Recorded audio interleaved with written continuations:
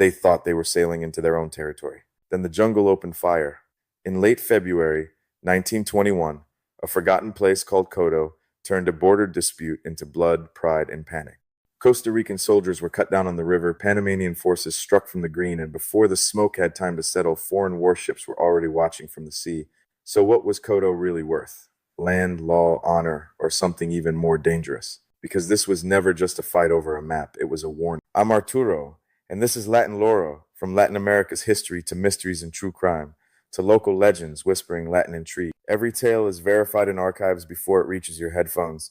Hit subscribe, fresh revelations drop every week, ready for your next campfire debate. A war over Coto sounds, at first, like a mistake in the archive, a damp border village, a river, a handful of soldiers. And yet, in the closing days of February 1921, that little corner of jungle dragged Costa Rica, Panama, and the watchful weight of the United States into the same fever. That is the question that makes this story breathe. How does a place so small become big enough to summon flags, rifles, panic, and foreign worship? To understand Coto, you have to walk into it slowly, not as a minister staring at a map, but as a tired man stepping off a boat into heat that sticks to the throat. The land there is river mud, mangrove breath, jungle shadow, and Pacific moisture. Paths disappear. Water becomes a road, a wall, and an ambush all at once. Up close, it feels forgotten. From a capital city, it looks like a margin. But borderlands do not stay empty just because distant governments speak of them carelessly. That is one of the first truths the land keeps for us. Coto was remote, yes, but it was not some blank sheet waiting for civilized hands. There were local authorities, settlers, river traffic, and people whose daily lives were tied to nearby coasts, trails, and markets. When governments argued over Coto, they were not arguing over nothing. They were arguing over who would rule, who would tax, who would raise a flag, and who would have to swallow the humiliation of lowering it. The wound was old, older than Panama itself. After independence from Spain, Central America inherited not clean borders, but vague colonial habit. The old empire had ruled with loose jurisdictions and convenient confusion, so Costa Rica's southern line remained blurry, and the first great dispute was not with Panama, but with Colombia, then tied to the old Republic of New Granada. In the 1836 and 1837 crisis, Colombia seized Bocas del Toro, and Costa Rica protested but lacked the strength to retake. That loss stayed in memory like a thorn under the skin. It was not the only one. In 1879, Colombian troops pushed toward Punta Burica and tried again to make possession feel like destiny. Costa Rica kept searching for a settled frontier through the late 19th century. Still, treaties and negotiations came and went like rain that darkens the earth without changing it. Then, in 1903, Panama broke from Colombia, and Costa Rica saw what looked like a new chance to settle the line once and for all. But a new republic does not erase an old argument, it inherits it. First came the Lubet Award in 1900, a foreign attempt to define the border. Then came the White Award in 1914, named for Edward Douglas White, Chief Justice of the United States, who was asked to interpret the boundary dispute. On paper, the ruling leaned strongly toward Costa Rica in the Pacific sector, including the Coto region, and also shaped claims farther north along the Caribbean side. Costa Rica treated that ruling like a locked chest with the key already in hand. Panama did not. Panama rejected parts of the award, especially where it felt the ruling handed over territory that Panamanians believed was theirs by geography, use, and administration. And so the stage was set for one of those little wars that official memory often pushes into the back of the drawer. The paper said one thing, the ground said another, and between paper and ground, men with rifles were waiting. Now wait, because borders do not catch fire on geography alone. Timing matters. And in 1921, Costa Rica was still crawling out of the shadow of dictatorship. In 1917, the Tinoco brothers seized power in a coup. Their regime thickened the military, hardened politics, and left behind a stain of repression, forced service, fear, and blood. When that regime collapsed in 1919, the country inherited not peace, but exhaustion, suspicion, and an army whose soul had already been bruised. By 1920, Julio Acosta had come to power. He was no friend of the Tinoco order and moved to demobilize much of that old military machine. On paper, that sounded like a cleansing. In practice, it left Costa Rica with a weakened force, thinner in numbers, uncertain in training, and filled with men who carried courage more reliably than experience. Some were rebels from the anti-Tinoco struggle, some were police, some were volunteers. Few were prepared for the kind of river war that Coto would demand. Panama faced its own pressure. It was a young republic being asked to accept the loss of territory it did not believe should be lost. No government can calmly tell its people, that district you consider yours, we will surrender because a distant ruling says so, and expect applause. In that climate, Coto became more than a frontier quarrel. It became a test of dignity. To retreat looked weak. To advance the risk of war. To delay only fed the anger. And then there was the place itself. The Coto region mattered not because it was a shining jewel, but because it touched Pacific access, river routes, and land people believed had agricultural promise. It was remote, sparsely populated, hard to control, and precisely for that reason, easy to claim in speeches and difficult to command in reality. A frontier like that invites performance. One flag, one outpost, one local authority, and suddenly two nations begin speaking the dangerous language of facts on the ground. So Costa Rica decided to move first. Around February 20th and February 21st, 1921, a small expedition under Colonel Hector Zuniga Mora set out to occupy the disputed district of Coto. The force was tiny, only a few dozen men at the start, but the mission was heavy with symbolism.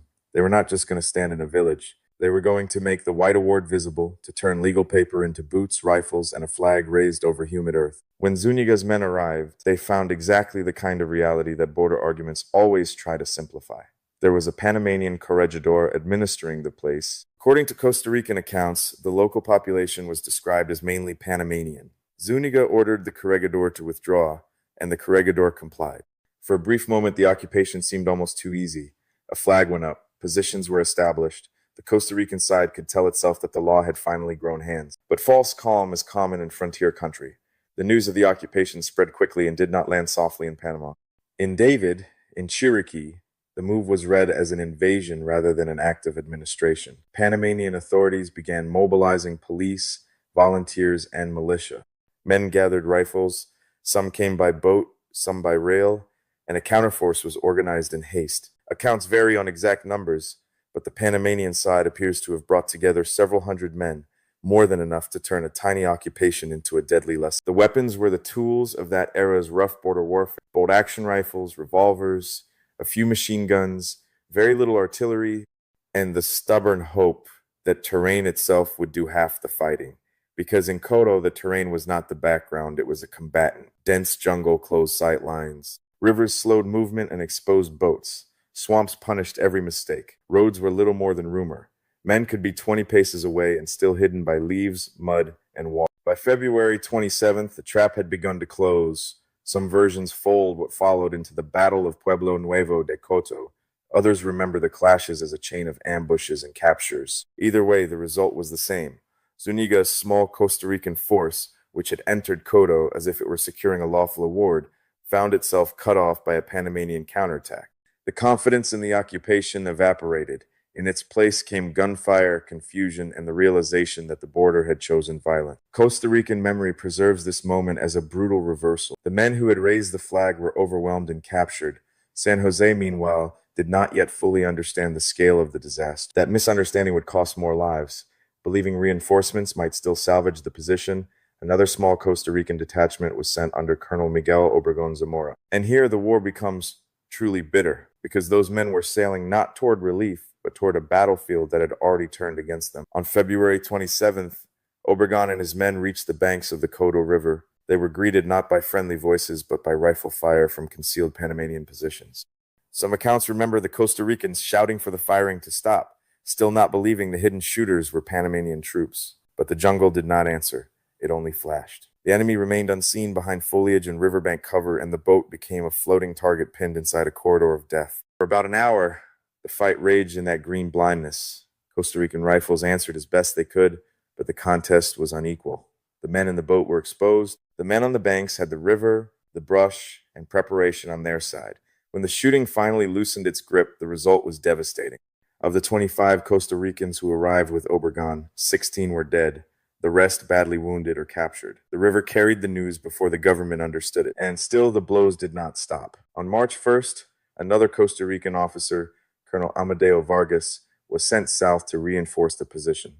By then, the Coto Corridor had already shown what it did to boats, but the momentum of state pride can be more stubborn than reason. Vargas and his men entered the same geography of concealment, the same murderous line of approach, and the same hidden fire opened on them. Once again, The deck of a vessel became a place of smoke, cries, splinters, blood, and sudden prayer. The surviving testimonies paint Vargas as a brave man in an impossible moment. He moved under fire, exposed to bullets, and was wounded in the arm and the buttocks. Men around him begged for surrender.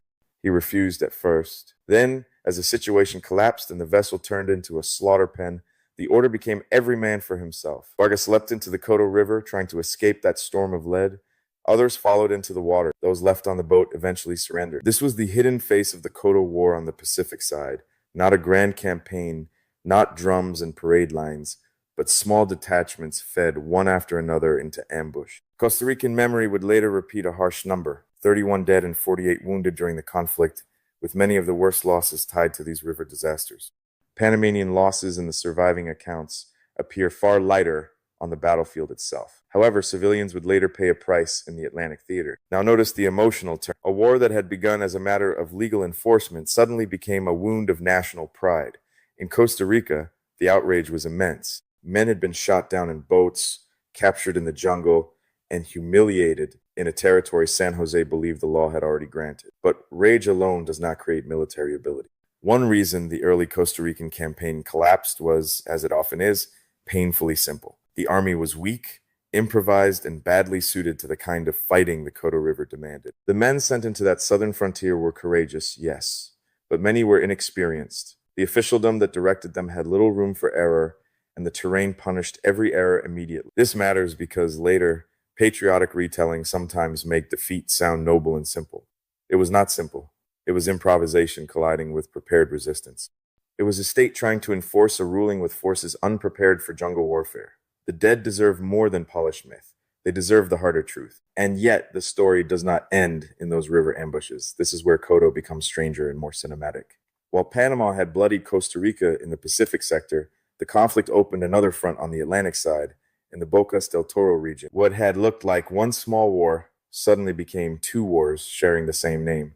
Defeat in one zone did not automatically mean defeat everywhere. And in moments like that, governments do what wounded governments often do. They widen the map. Faced with embarrassment in Coto, Costa Rica made a choice that tells you everything about how desperate and fluid the moment had become. The government began taking former Tinaquista military men back into account, the very officers linked to the army that recent politics had rejected. Old bitterness was pushed aside because trained hands were suddenly needed. A republic that had only recently tried to step away from military shadows now reached back into them, because the border was burning and symbolism was not enough. The Atlantic campaign grew from that urgency. If the Panamanian position in Coto was strong, Costa Rica could strike where movement and surprise might work in its favor, toward Guabito, Changuinola, and Almirante, in the Bocas del Toro area. This is also the part of the story where modern rumor likes to simplify everything into a banana company puppet show. Indeed, the banana frontier mattered deeply, but this was not a clockwork drama with locals erased. Pride, fear, logistics, law, and private infrastructure all tangled together. One of the most vivid memories from the Costa Rican side is almost unbelievable until you remember what border wars really are. The records tell of a train of the United Fruit Company fitted with machine guns used to move Costa Rican troops into the Atlantic zone. Imagine it. Soldiers packed into wagons, metal rattling over tracks through banana country, the smell of oil and wet earth mixing with the smell of fear. A fruit train becomes an engine of war. History can be cruelly literal that way. When Panamanian forces in that sector saw the better armed Costa Rican advance, many did not stay to test it in a fixed battle. They fell back.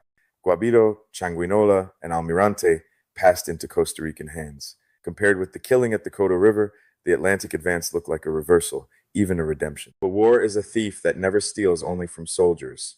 However quickly those towns changed hands, the violence did not remain neatly between uniforms. Civilian life was already inside the line of fire. In the fighting around that Atlantic push, a Panamanian girl and a woman were killed by stray bullets. Another Panamanian man, remembered in Costa Rican accounts as attempting to derail the advancing train, was shot dead. On the Costa Rican side, 2 sentries were also killed while guarding their positions. These details matter because they break the false cleanliness of patriotic memory. Even in a brief war, even in a remote frontier, the innocent are never truly standing outside the blast. The Panamanian forces who retreated from those occupied towns withdrew deeper toward the islands of Bocas del Toro. The Costa Rican side, now feeling momentum return after humiliation in Coto, began preparing for a further strike. There was talk of bombardment. Artillery moved under the command of General Rafael Villegas, and Fernando Rothe, a German veteran of the First World War who had entered Costa Rican service. The conflict, born from a muddy border dispute, was suddenly edging towards something larger, louder, and harder to contain. At the very moment the war seemed ready to widen, the horizon changed. American warships appeared. That alone tells you how little room Central American republics had in that era to fight a purely local war. The United States controlled the Canal Zone, watched the region with possessive attention, and had no intention of allowing instability to spread near its strategic corridor. The official language spoke of protecting lives, property, and order. The practical effect was simpler. The giants had entered the room. Washington moved with the confidence of a power that believed it could speak as both guardian and referee. Diplomats demanded a ceasefire. The White Award, from the American perspective, remained the valid basis for settlement. Costa Rica, still enraged by what had happened at Coto, would not step back unless there was a guarantee that Panama would not simply keep the force that had briefly secured it. Panama, for its part, could hardly present retreat as victory to its own furious public, so the struggle shifted from rifles to pressure. By March 4th and March 5th, the combat had begun to freeze under American intervention. Panama halted further offensive moves. Costa Rica agreed to disengage from occupied areas in light of the new diplomatic reality. The battlefield fell quiet before either side could fully turn its local success into a clean national triumph. That is why Coto remains such a slippery story. The military and political pictures did not point in exactly the same direction. If you ask who won at Coto, the answer depends on where you stand when you ask it. On the Pacific battlefield itself, Panama had shattered Costa Rican attempts to hold the district. It captured men who entered under the banner of the White Award. On the Atlantic side, Costa Rica had struck back and occupied key places in Bocas del Toro. In law, Costa Rica still held the stronger card because the United States continued treating the White Award as binding. In pride, both nations were bleeding. That made the aftermath dangerous. Panama could point to battlefield success and national resistance. Costa Rica could point to legal legitimacy and a later strategic recovery. Neither capital could simply tell its people to forget what had happened. In Panama, public feeling ran hot enough that moderation sounded like weakness. In Costa Rica, grief and fury rose around the names of the dead. The war had only lasted days in its shooting phase, but emotionally, it had already grown larger than its map. And what of the men who died there? They were not mythic statues. They were sons, volunteers, policemen, officers, and half-trained soldiers sent into a frontier where the jungle could hide an army and a river could become a coffin. Costa Rican memory would later preserve the image of men crying out, "Long live Costa Rica," under enemy fire. Whether repeated exactly or polished by remembrance, the deeper truth survives. They died believing they were defending the honor and line of their country. The United States, however, was not interested in honor as poetry. It was interested in settlement. Through the spring and summer of 1921, pressure continued. Washington insisted that the dispute be resolved not by renewed fighting, but by compliance with the White Award. That meant that, however dramatic the Panamanian success at Coto had been, it would not be allowed to rewrite the diplomatic outcome by force. The battlefield had spoken first. The archive was now speaking last, with a warship standing behind it. By August, the message had become unmistakable. Panama was informed that the United States would not tolerate a renewal of hostilities against Costa Rica's peaceful assumption of possession in the Pacific zone awarded by the white ruling. That phrasing matters. Peaceful assumption. It sounds calm, civilized, almost sterile. But everyone involved knew that peace here would arrive only after blood, humiliation, and foreign pressure had cleared a path for it. The law had not descended like sunlight. It had been escorted in by power. Panamanian authorities eventually yielded to that reality. Orders went out to avoid new friction. Local officials and police began to withdraw from the Coto district. Archives and insignia were taken out. That small bureaucratic image says more than any slogan. First comes the flag, then comes the rifle. Then, at the end of the empire's long afterlife, comes the clerk carrying records away from a district that is no longer politically yours. History is not made only by bullets. It is also made by papers leaving town. Then came one of the grimmest details in the whole story.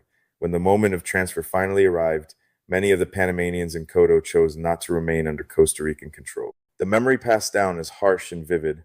Homes were burned, and families withdrew into Panamanian territory rather than stay. Think about what that means. Not diplomats now, not officers, but ordinary people deciding that the map had changed in a way they could not bear to live inside. So in September of 1921, Costa Rica took definitive possession of Coto, not by repeating the doomed river approach of February, not by winning a grand decisive battle in the Pacific jungle, but after the ceasefire, after the diplomatic squeeze, after the larger power in the region made clear which legal line it would recognize.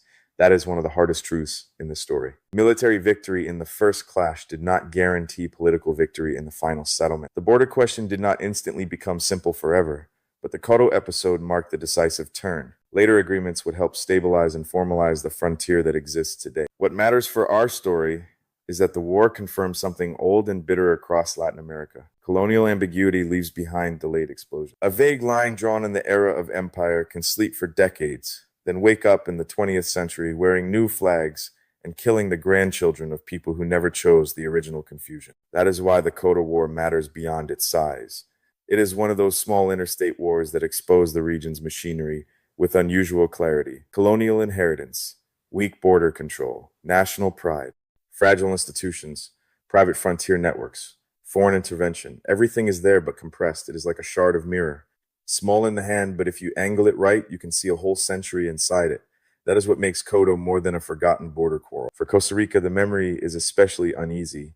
The country would later become famous for abandoning the standing army. That later identity often pushes earlier armed chapters into the shadows. Coto does not sit comfortably inside the national myth because it reveals a republic improvising war, suffering humiliation, and then reaching back toward the very military expertise it had tried to lead. It is a forgotten war, not because it was meaningless, but because it complicates the story people prefer to tell. For Panama, the meaning cuts another way. Coto became part of the memory of a young republic that resisted what it saw as encroachment and won dramatic success on the battlefield where the conflict first exploded. Even if the final settlement went against Panama in the Pacific District, the fighting at Coto itself remained a source of dignity and pain. A nation can lose in the archive and still remember the sound of having won in the jungle. Memory is stubborn like that. And somewhere beneath both national memories are the people of the frontier, the ones who rarely get the microphone. The corregidor was forced to withdraw. The villagers who watched the flags change. The boat crews on the river. The families in Bocas del Toro hear a train arrive with machine guns. The civilians killed by stray bullets. The people who burned their homes rather than wait for new authority. When we tell these wars only through capitals and treaties, we flatten the lives that actually absorb the shock. So let us return to the opening riddle. How did a place so small become large enough to summon warships? Because Coto was never merely a village. It was a pressure point where old empire, young nationalism, military weakness, local resistance, and foreign power all pressed on the same bruise. A map called it disputed territory. The river called it an ambush. The capital called it honor. The families there called it home. And each one was telling a different truth about the same mud. Not because it was the biggest war, but because it shows how history really moves in our region. Not always through grand armies and famous capitals, but through forgotten edges where law arrives late, pride arrives early, and the people on the ground pay for both. In Coto, the land kept receipts. The river kept its name. And the nations, as nations often do, kept polishing their own version of the wound until memory itself became another contested border. If you listen closely, the Coto War still whispers a warning.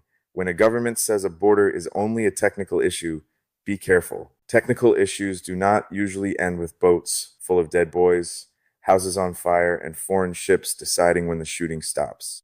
The line on the map may look thin, but on the ground it is made of fear, hunger, land, pride, and history that was never properly buried. That is the kind of line that bleeds. So here is the haunting thought I want to leave with you. In the end, Coto was taken not in the first proud occupation, not in the bloodiest river fight, but after a season of grief, pressure, and exhausted withdrawal.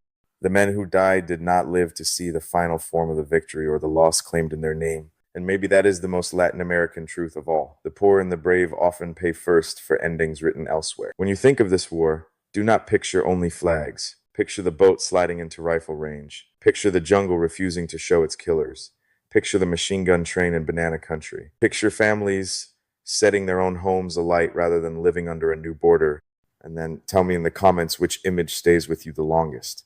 Because in a story like Coto, the smallest detail is often the one that keeps history from being forgotten again. Muchas gracias.